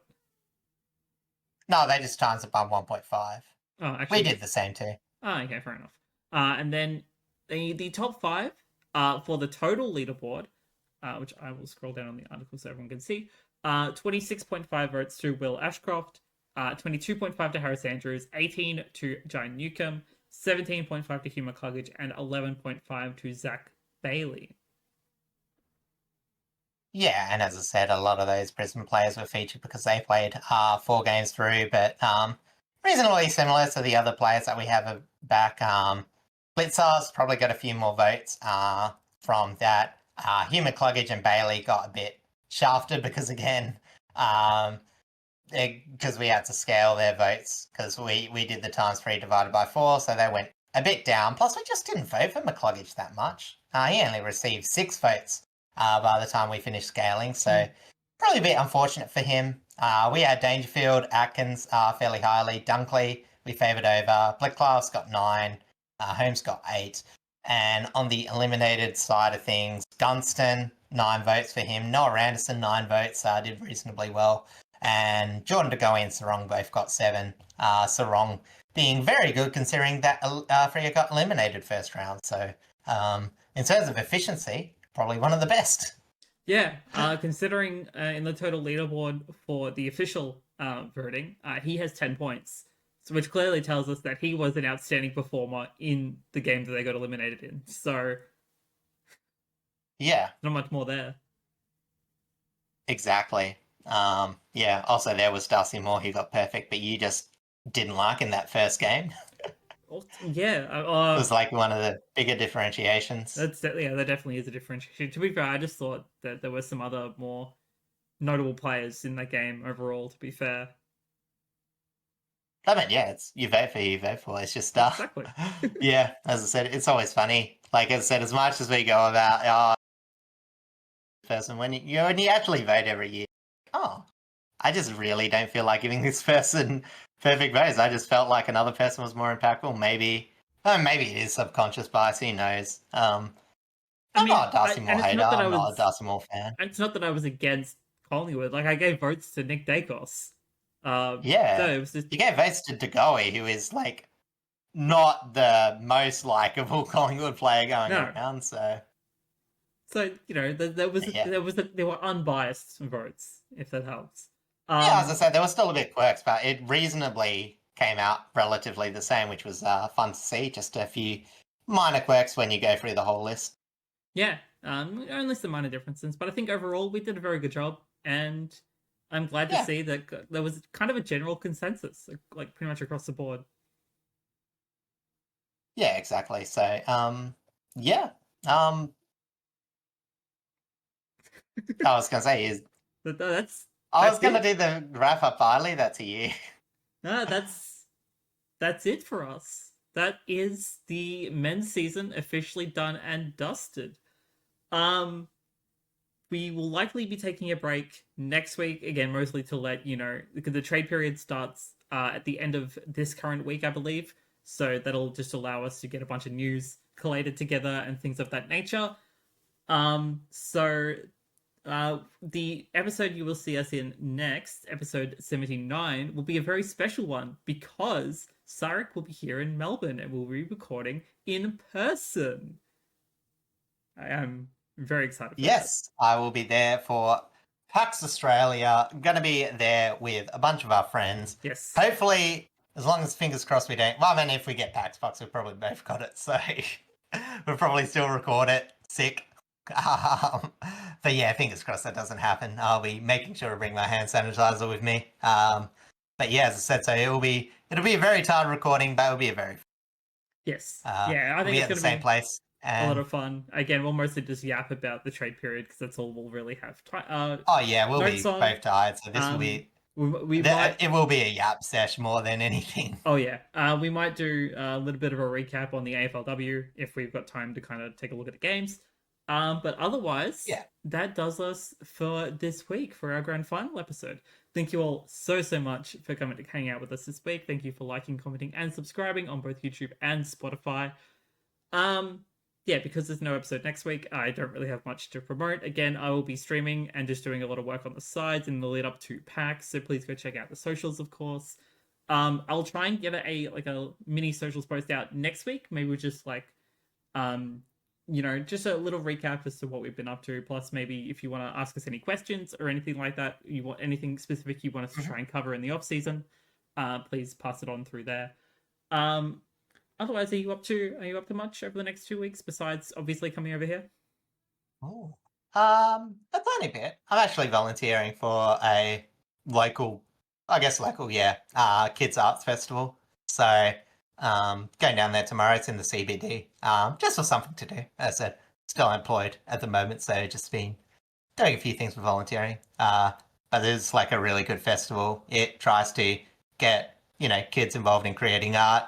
Runs a lot of for kids programming, and it tries to keep tickets costs down. So they're very detailed and involved shows, but still very accessible for both parents in terms of income, and they're trying as well. So yeah, it'll be fun. And fingers crossed. I didn't get to ask specifically because the person who was running was busy, but there is a couple of mascots, so I might be able to cross one off my bucket list, which is being a mascot. I've always wanted to be one, but I may get to be, I may not get to be. But yeah, if I am going to post a photo about that, it's probably going to be me in a costume. Fair But enough. yeah, as I said, I'm looking forward to that. I'll definitely keep an eye out for that if that does come to fruition. Probably on my main channel, like my personal. Yeah, of course, of course. But that does it for us for this week. So once again, thank you all so much for coming and hang out.